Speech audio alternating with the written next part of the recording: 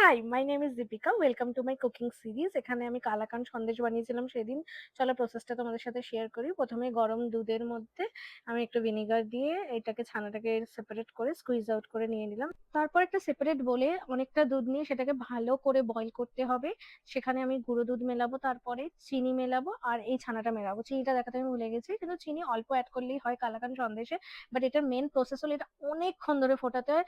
It will take more than an hour. And তুমি তখন ভাববে কেন বানাতাম কলকাতায় তো 2 পায়ে করলেই মিষ্টির দোকান, কিন্তু এখানে সৌদি আরবিয়াতে আমি বানাচ্ছি মিষ্টিগুলো সেই অথেন্টিক টেস্টটা পাওয়ার জন্য। এনিওয়ে, তারপরে একটা বোল নিয়েছি, সেটাতে অয়েল দিয়ে গার্নিশ করে একটু পিস্তা অ্যাড করে এই কালাকাঁদ সন্দেশটা সেট হতে দিয়েছি। ও হ্যাঁ, মিডিলে আমি একটু এলাইচি পাউডারও অ্যাড করেছিলাম, যেটার জন্য একটা ভালো ফ্লেভার আসে। আর তারপর তুমি যে কোনো চয়েসের ড্রাই ফ্রুটস দিয়ে ওপরটায় গার্নিশ করে ভালো করে সেট হতে রেখে দাও ফ্রিজে।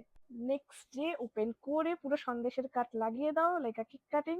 Anyway, now here is the result. I am so happy and টেস্টে মানে বাড়িয়ে বলছিলাম, বাট আমার হাজবেন্ড অনেক তারিফ করেছে।